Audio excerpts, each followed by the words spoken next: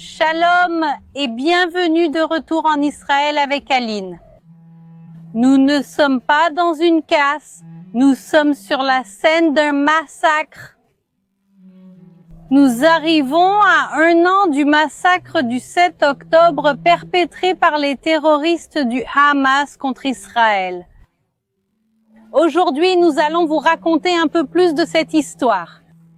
Ça va être une journée très difficile et je vous demande de regarder jusqu'à la fin pour ne pas laisser cette histoire être oubliée et encore moins niée parce que ce que nous allons voir ici aujourd'hui, ce sont des faits et malheureusement des faits terribles.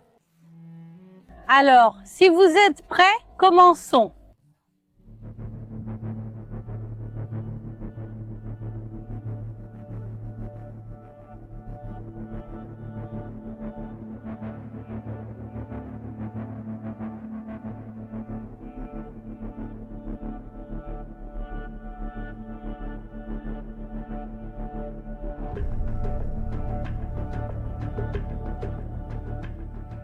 Le 7 octobre 2023, l'un des plus grands attentats terroristes de l'histoire du monde a eu lieu. Les terroristes du Hamas sont entrés en Israël dans le but de tuer, d'enlever, de violer et de torturer le plus grand nombre de personnes possible. Et ils ont réussi à assassiner brutalement 1145 personnes. Parmi lesquels des juifs, des chrétiens, des musulmans, des bébés, des enfants, des femmes, des personnes âgées, personne n'était en sécurité. Ils ont enlevé 251 personnes, dont 101 sont toujours en captivité. Cela fait 1 an qu'elles sont entre les mains du Hamas. Le plus jeune d'entre eux, Kafir Bibas, a été enlevé alors qu'il n'avait que 9 mois et il a maintenant passé plus de temps de sa vie entre les mains du Hamas que dans les bras de sa mère.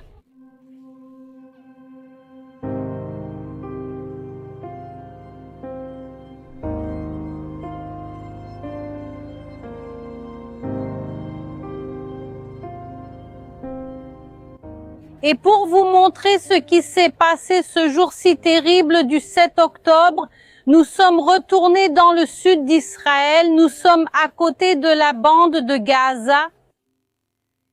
Et tout ce que vous voyez autour de nous, ce sont les véritables scènes du massacre du 7 octobre. Cette attaque a été menée de manière extrêmement organisée. Il y a eu des années de planification, des millions de dollars investis pour que ce soit une attaque aussi efficace que possible. Et c'est pourquoi, lorsque les terroristes sont entrés en Israël, ils ne voulaient pas que la population innocente puisse s'échapper. L'une des premières choses qu'ils faisaient partout où ils passaient était de détruire les voitures. Quand les gens voyaient les terroristes arriver et essayaient de monter dans leurs voitures, ils allaient et tiraient sur les voitures. Ils lançaient des grenades, des lance-roquettes. Ils tiraient principalement sur l'avant du moteur de la voiture pour pouvoir arrêter ces personnes. Et c'est pour cela que quand Israël s'est réveillé après le cauchemar du 7 octobre, toute cette zone du sud d'Israël, près de Gaza, était un immense cimetière de personnes et aussi des voitures avec lesquelles elles essayaient de sauver leur vie. Et c'est pour cela que, dans les jours et les semaines qui ont suivi, Israël est allé dans les kibboutz, dans les communautés, sur les routes, dans les écoles, partout, et a commencé à ramasser ces voitures. Et ils ont amené ces voitures en un seul endroit, ici à Rouma. Ce que nous voyons ici autour de nous, ce sont 1600 voitures qui ont été récupérées. Plus de 300 d'entre eux sont complètement brûlés et détruits. Et sachez que chacune de ces voitures a l'histoire d'une personne qui essayait de sauver sa vie et très souvent aussi de sauver la vie de son prochain. Mais malheureusement, une partie des personnes qui étaient dans ces voitures ont fini par être assassinées. Et on le voit à travers les voitures elles-mêmes. On va tout vous raconter en détail, les amis.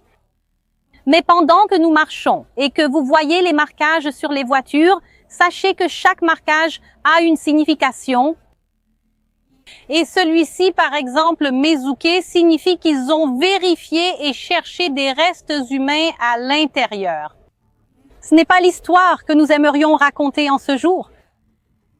Le massacre du 7 octobre a eu lieu pendant Simchat Torah. Simchat Torah signifie en hébreu le jour de la joie. De la Torah, le jour de la joie de la Bible, est un jour où les gens célèbrent la parole de Dieu. C'est un jour où les gens vont à la synagogue pour faire la fête et chanter. C'était un jour de repos pour Israël. Et toute sa population est l'un des jours les plus joyeux de l'histoire d'Israël. Il s'est transformé en l'un des plus terribles. C'est le plus grand massacre de Juifs. Depuis l'Holocauste, ce ne sont pas seulement des Juifs qui ont été tués ce jour-là. Des chrétiens, des musulmans et aussi des personnes d'autres religions ont été assassinés ce jour-là. Et nous devons nous souvenir de tous. Et se rappeler que le terrorisme, vraiment, qu'est-ce qu'ils cherchent? C'est ça qu'ils cherchent. Voici la terreur qu'ils veulent se provoquer. En Israël, aux États-Unis, en Europe. Et aussi, les amis, malheureusement, le Brésil n'est pas à l'abri de cela. Alors vraiment, je vous invite à faire ce voyage avec moi et à découvrir les vraies histoires, à voir ici les faits écrits, dans ce cas, non pas dans la pierre, mais sur des vitres brisées, des métaux tordus, des objets personnels dans chaque voiture que l'on voit. On voit un peu qui étaient ces personnes et il ne reste pratiquement plus rien ici. Alors poursuivons notre voyage. Ce samedi était un jour de fête en Israël, comme nous l'avons dit. De nombreuses familles allaient célébrer, rendre visite à des proches. Et malheureusement, on voit les restes, les vestiges de ces familles partout où l'on passe.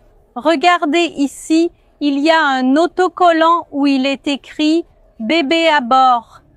Cela veut dire que cette voiture appartenait à une famille avec de jeunes enfants. Encore une preuve qu'une famille partait en promenade lors d'une journée normale pour eux, c'est ceci. On peut voir au fond tomber un siège bébé. Et dans cette même voiture, on peut voir la vitre complètement détruite par des impacts de balles, ainsi que des trous ici sur le capot. Sur la voiture à côté aussi, vous pouvez voir qu'il y a des tirs en direction du conducteur et du passager. On peut voir sur chaque voiture la destruction et cette volonté de les arrêter, de tuer et de causer toute cette souffrance.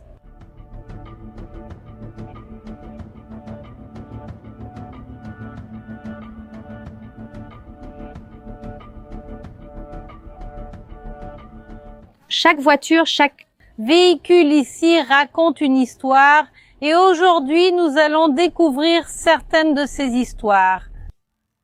La première, c'est celle de cette camionnette. Cette camionnette quittait la zone proche de la bande de Gaza en direction de la mer Morte. C'était un groupe de 13 personnes âgées, retraitées, qui allaient passer une journée de détente à la mer Morte. Ils allaient tous là-bas pour profiter d'un beau samedi ensoleillé. Et malheureusement pour eux, sur le chemin de la mer Morte, ils ont crevé 2 pneus et ils se sont arrêtés sur le bord de la route. Et les terroristes voient ces 13 personnes âgées descendre du van et ils les tuent une par une, ainsi que le chauffeur. Il ne restait plus personne en vie ici pour raconter cette histoire, seulement la voiture comme témoin de ce massacre.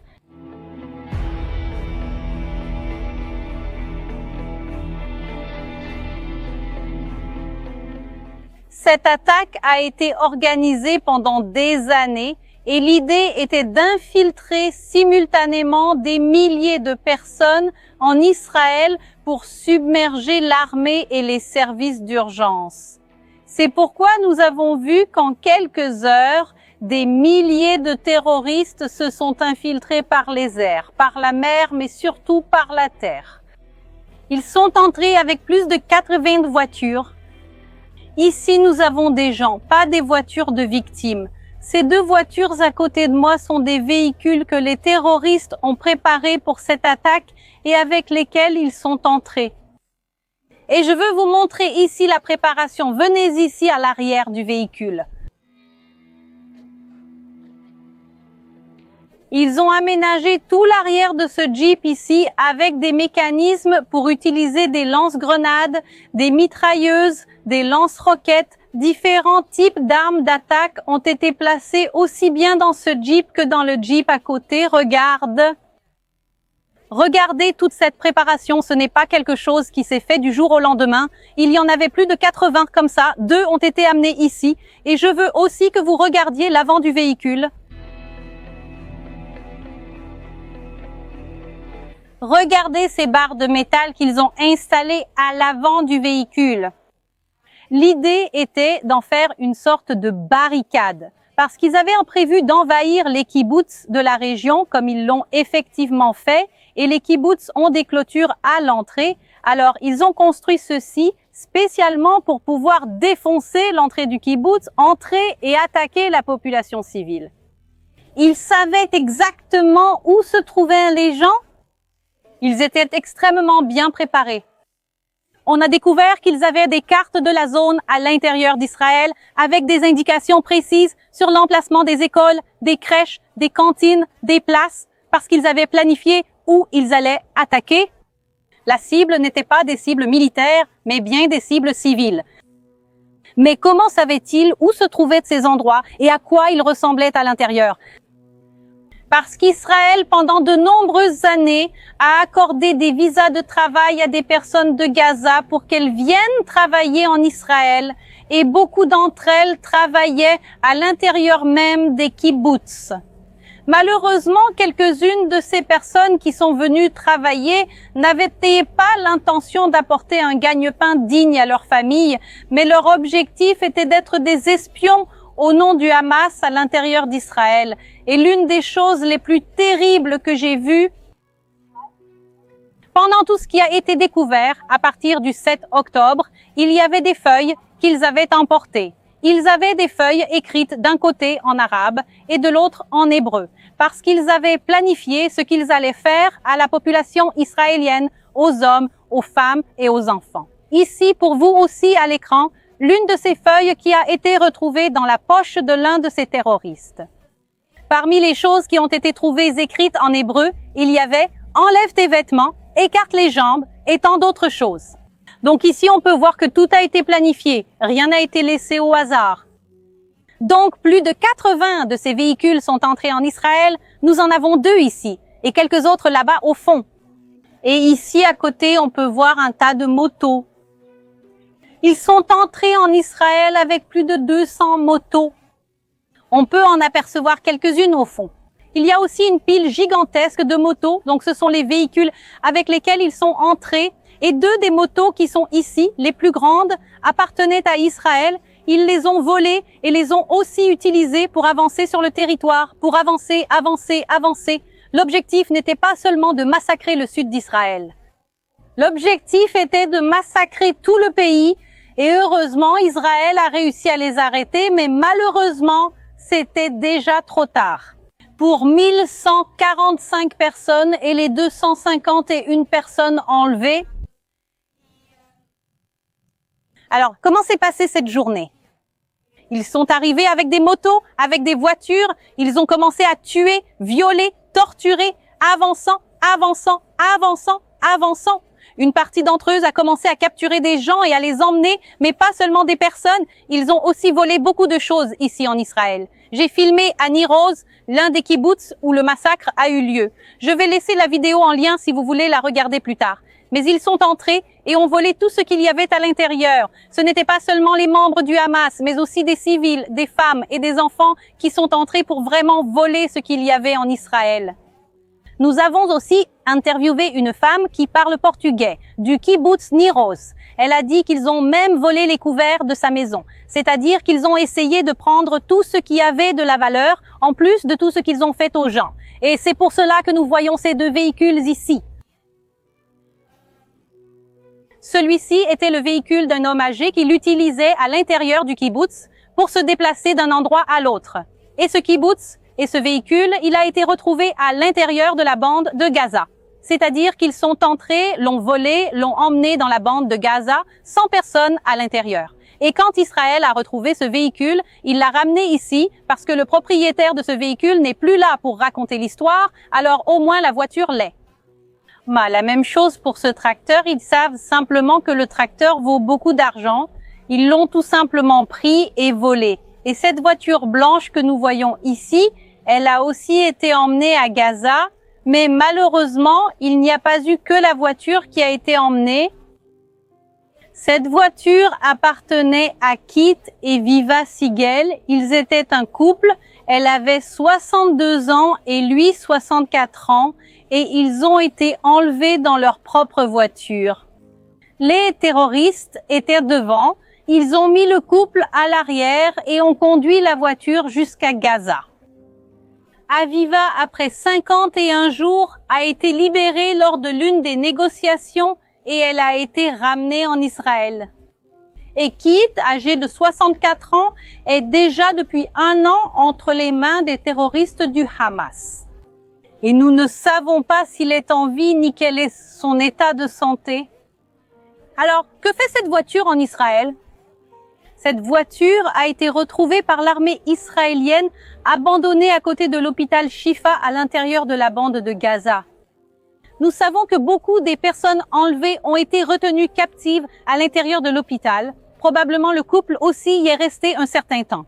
Donc, quand Israël est entré et a retrouvé leur voiture, ils l'ont ramenée ici en Israël. Viva est encore ici, attendant le retour de son mari. Un endroit pour lequel ma famille et moi avons beaucoup d'affection, c'est Nir Oz.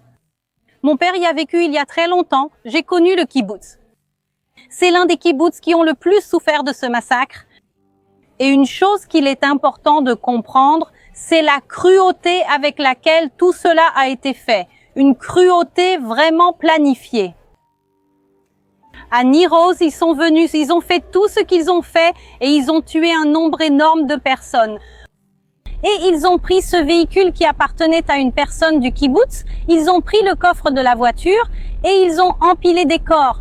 Des corps, imaginez la scène que je ne peux évidemment pas vous montrer, elle a été filmée.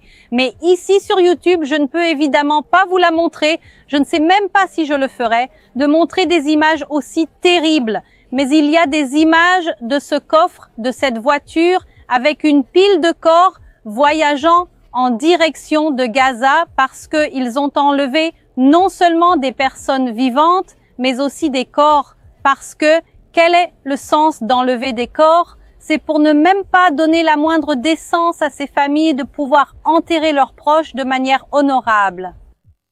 C'est tout leur prendre, détruire leurs maisons. Ils ont volé puis brûlé les maisons, détruit le système d'eau et d'égout de Nir Oz, brûlé les voitures pour que les survivants ne puissent pas s'enfuir.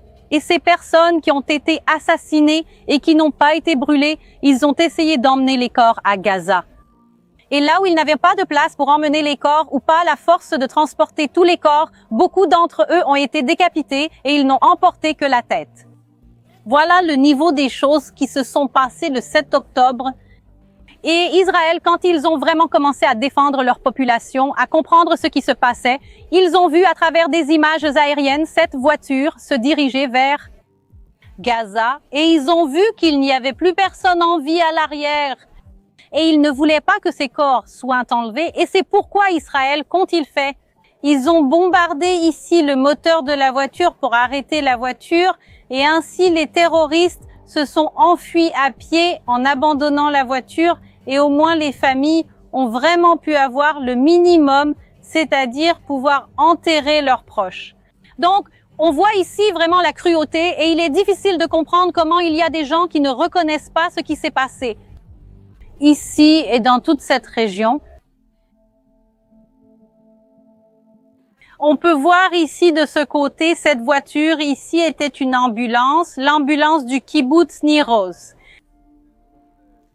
Il ne reste pratiquement rien d'elle, mais on sait que c'est une ambulance et entre autres choses, on peut voir ici l'étoile de David rouge. Évidemment, ce drapeau a été placé en hommage après, mais l'étoile de David rouge est ici le symbole du système d'urgence israélien des ambulances. Au lieu de la Croix-Rouge, ici, c'est l'étoile de David rouge. Et de l'autre côté, on va voir une autre ambulance qui a été attaquée ce jour-là, un jour si terrible. Quand les terroristes ont commencé à attaquer, beaucoup de personnes ont cherché ce qui pouvait être un refuge et beaucoup ont vu une ambulance et se sont dit « Ici, c'est un endroit où je peux me réfugier, me cacher ». 18 jeunes sont entrés ici dans cette ambulance pour chercher des soins médicaux. Certains étaient déjà blessés et tout simplement, les terroristes ont lancé un lance-roquette, c'est-à-dire un lance-grenade. Ils ont lancé ici une grenade qui a tout simplement incendié ce véhicule. Cette ambulance a été incendiée et les 18 personnes sont mortes ici, brûlées vives.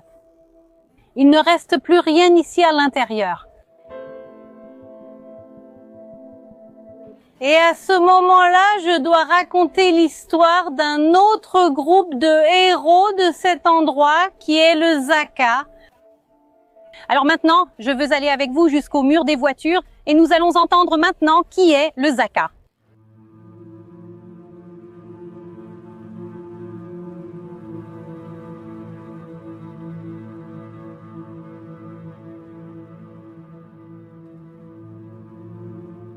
Ici, nous voyons un immense mur de voitures complètement brûlé. Il y a plus de 300 voitures ici qui sont dans cet état. Et je pense qu'il nous aide à voir un peu physiquement la destruction et le chaos de ce jour-là. Et maintenant, je veux mettre l'accent sur le chaos. Imaginez que le 7 octobre, au début, personne ne savait vraiment ce qui se passait. Beaucoup de personnes ne savaient pas où se trouvaient leurs proches.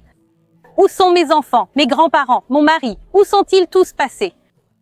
Personne ne savait s'ils avaient été assassinés, si leur corps avait été enlevé ou s'ils avaient été enlevés alors qu'ils étaient encore en vie. S'ils avaient réussi d'une manière ou d'une autre à s'échapper, à prendre une voiture et à se cacher dans une forêt, il y a des cas vraiment miraculeux de personnes qui ont réussi à se sauver et beaucoup de gens ont perdu le contact avec leur famille. Au fil des heures, des jours et des semaines qui ont suivi, on a commencé à avoir une idée plus claire de ce qui se passait. Je me souviens que ce même samedi terrible, je suis entrée ici sur la chaîne en direct pour vous raconter ce qui s'était passé et je me souviens avoir parlé de 250 morts.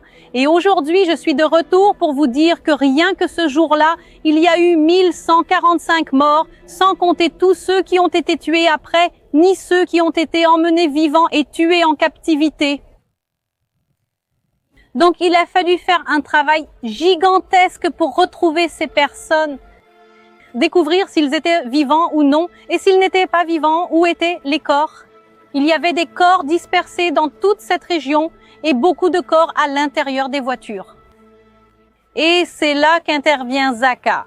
Zaka est une organisation bénévole en Israël dont la mission est vraiment de rendre le dernier hommage qu'ils peuvent à une personne qui n'est plus parmi nous. Leur devise est de sauver ce qui peut l'être et d'honorer ce qui peut l'être.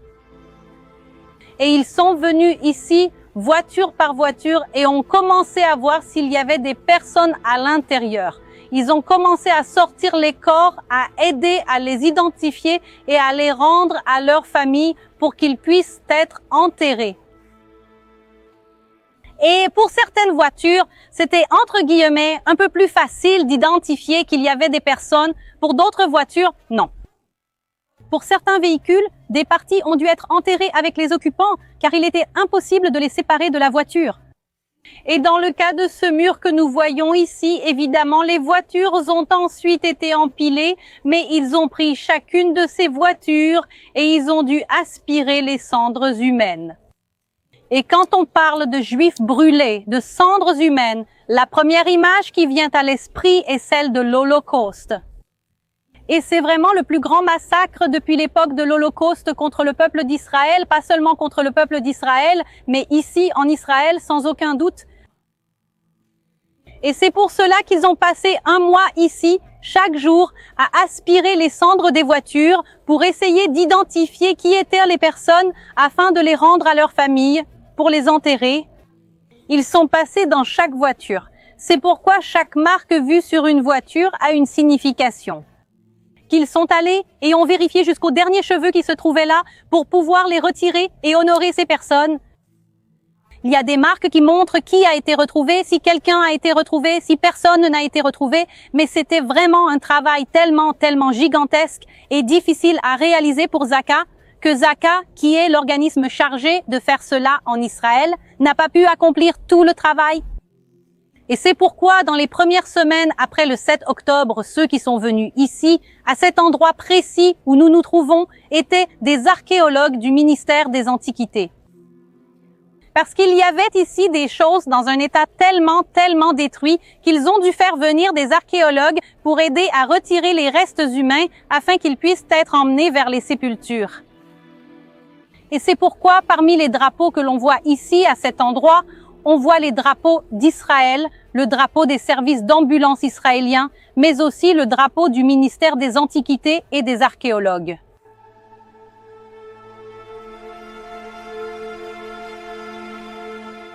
La quantité de voitures ici est vraiment effrayante. Quand on marche ici aujourd'hui, il y a des endroits où l'on avance et on n'arrive pas à voir la fin. Si on décidait ici de s'arrêter pour vous raconter toutes les histoires de chacune de ces voitures, de chacune de ces familles, on passerait littéralement des jours ici à tout vous raconter. Et ce sont vraiment des vies qui ne seront jamais les mêmes, celles des personnes qui ont été assassinées, enlevées, des personnes qui sont toujours portées disparues, des familles qui sont traumatisées, et chacune de ces familles mérite que son histoire soit racontée. Et on ne peut pas laisser tout cela être oublié. Et c'est pour cela que je trouve très important, très bien, que ce petit espace qui se trouve juste derrière nous ait été transformé en mémorial et qu'il soit ouvert à tous. On ne peut pas entrer à l'intérieur pour marcher voiture par voiture comme nous l'avons fait, mais ici, une petite partie est ouverte à tous afin que chacun puisse voir la réalité de ce qui s'est passé et que nous puissions nous souvenir famille par famille. Et il y a une famille de plus dont je voudrais me souvenir avec vous, c'est l'histoire de cette voiture. Ici, cette voiture appartenait à Ben Shimoni. Ben Shimon était dans la zone et il a vu le début de l'attaque des terroristes. Il a pris sa voiture, a fait monter plusieurs personnes, 8 personnes dans la voiture, et il a couru vers la sécurité. Et là, il a ouvert les portes, a mis tout le monde en sécurité, a refermé la porte et il est retourné là où se trouvaient les terroristes pour sauver plus de personnes et les emmener en sécurité. Et il fait ça la 3e fois qu'il arrive pour sauver les gens. Il est en train de retourner vers la sécurité et sur le chemin, il rencontre les terroristes qui commencent à tirer.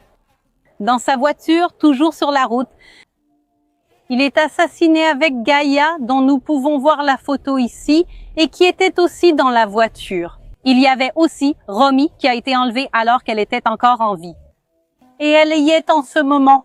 Que vous l'entendez, elle est encore retenue en otage à Gaza. Et chacune de ces histoires doit être rappelée, ainsi que les familles. Elles tiennent à ce que nous soyons ici pour raconter. Et l'une de ces familles est justement la famille Shimone. Celui qui est ici tous les jours, c'est son père, Raph.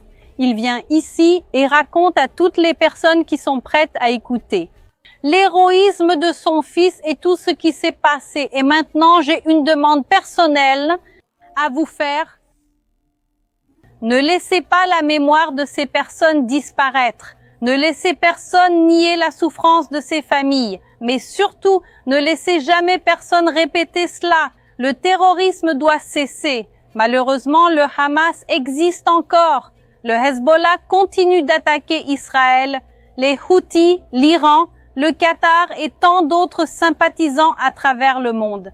La lutte contre le terrorisme est l'affaire de nous tous, alors soyez conscients que nous devons lutter ensemble. Priez pour ces victimes, pour leurs familles et priez aussi pour les 101 otages qui sont entre les mains des terroristes du Hamas. Je remercie toutes celles et ceux qui ont regardé aujourd'hui. Partagez cette vidéo et partagez la vérité sur Israël. Shalom.